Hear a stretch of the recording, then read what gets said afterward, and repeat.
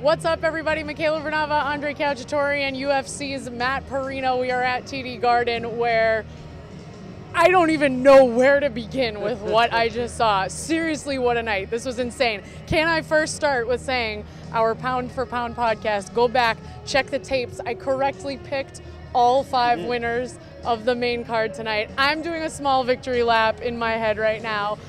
But, I mean, let's start with the heavyweight fight we just saw, because that was absolutely insane. I can't believe that went the distance. That first round was just unbelievable. I was standing right where we're standing. I was watching the fight from right where we are right now. And I was just, hey, Stipe Miocic was like a matador, you know, in that first round. You know, those bullfighters with those capes, red capes. Every time the bull would come and try to attack the matador, they dismiss, because, you know, Matador's job is to escape the bull. That's what he was doing. Stipe was doing to Ngannou's punches. He was looking for the knockout, clearly, and he kept whiffing and whiffing and whiffing, and he got tired out.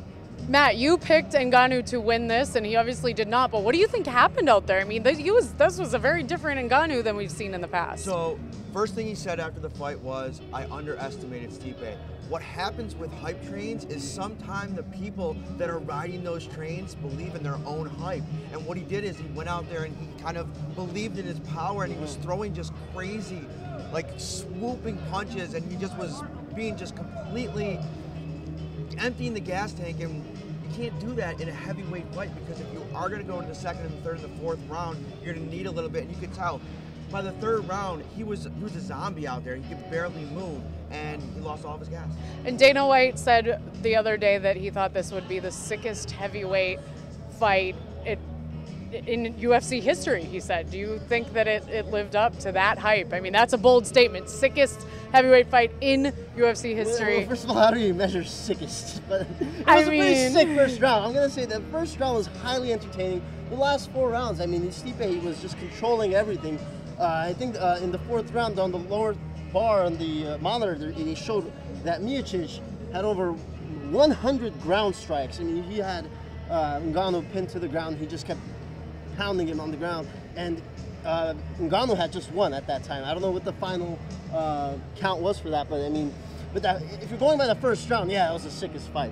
Let me say this. So Francis, like we said yesterday, he's only been doing this for 4 years. He's still a baby in this sport. Stipe Miocic is a legend. He is the GOAT, the first heavyweight ever to defend his title 3 times. And I don't think that people are appreciating what he's been able to do. And now we've set up a super fight. Now the GOAT takes on the former GOAT, Cain Velasquez, who's looming in the shadows. He was here tonight with his friend Daniel Cormier, who we're about to talk about, and that fight is going to be huge. Talk about the biggest heavyweight fight in UFC history. That's going to be it. That will be sick. And we just witnessed history made here tonight, and Stipe Miocic silenced anyone that thinks he is not the baddest man on the planet. He proved he is certainly the baddest man on the planet. I mean, you look at Francis Ngannou, you don't want to mess with him, but you watch what Stipe Miocic did out here tonight, you do not want to mess with him. Now, the other title fight that went down, Daniel Cormier, I tweeted out, he walked in here with his belt, he walked out of here with his belt. He brings so much heart to the octagon. What did you guys think of that fight? I mean, I think you tweeted it best, Matt, earlier tonight.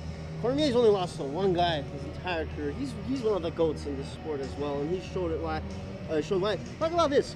Stipe Miocic and Daniel Cormier both showing this Boston crowd why they're champions in the city of champions. They really did do that today. And again, I talked about this in the Pound for Pound podcast.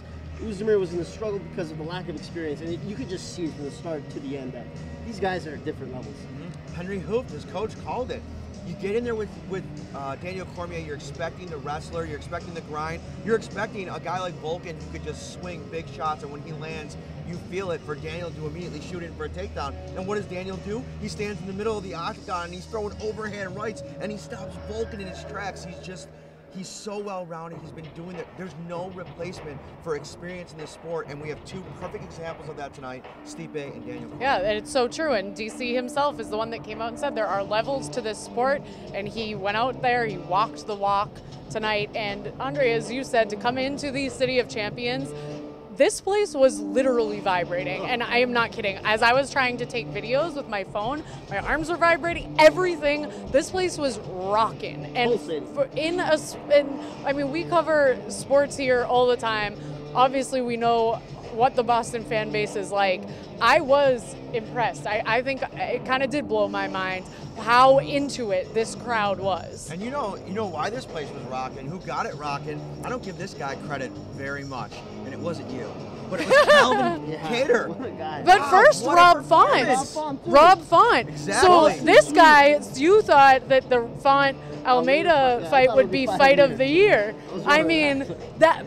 Yes, but it was a great finish. I thought, what a finish by Rob Font. I think he is the one that really got it rocking first. And then the other Boston boy, Calvin Cater. Like we talked about, Almeida continues to struggle to defend himself. I mean, he's such a great striker, but he takes punishment. And Rob Font showed tonight, hey, listen, you take out a top 10 guy in Cody Garbrandt and now the champion TJ Dillashaw's division, and you immediately become a force to be reckoned with. I mean, I know we're talking to the Boston audience. Rob Font is a guy that you're going to have to circle now, top 10 talent, a serious problem in this division.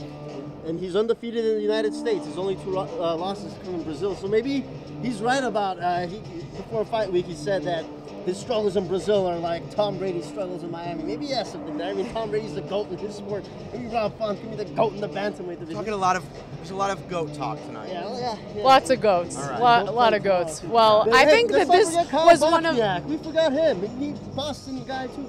Oh, true. Kyle Bosniak. Yeah. Yeah, another Boston guy getting a win in the preliminary card. We can't forget about him. But I think that this, probably a GOAT of... As far as, I mean, the entire card, I feel like, did live up to the hype, or even exceed it. I mean, I know that this was a good card coming into it, but, I mean, this place was rocking. Every fight was rocking. It was awesome. The only thing that would have made this night even bigger is after everything, Conor McGregor's music hits. He hits the octagon and he says, I'm going to take on the winner of Khabib versus Tony, TBD. That would have been the only thing, because you remember, you guys, I don't know if you were all here, Conor McGregor in the Garden, both times was pretty awesome. Yeah. So that would be sick. You're fantasizing a little bit. I think. I'm sorry, I'm just looking. I know. I mean, it's hard not to get caught up in the excitement right now. I mean, my heart is still pounding. I was on the edge of my seat all night. It was a great night. Go decompress. And if there's anything you've learned, it is that you are going to want to continue to watch the Pound for Pound podcast. Listen to us on Google Play, iTunes. We are going to bring it all the time, and I would like to keep my role going of successful picks. I'm just glad saying. You're starting to feel what I usually feel, and that is beating him in most things. Yeah, no, I've been feeling that for a while, Matt. Come on. You won one? I went 4-1 in the picks. I picked Almeida to beat Font. Fake news. All right. On that note, we will see you guys later. Keep it on NESN.com.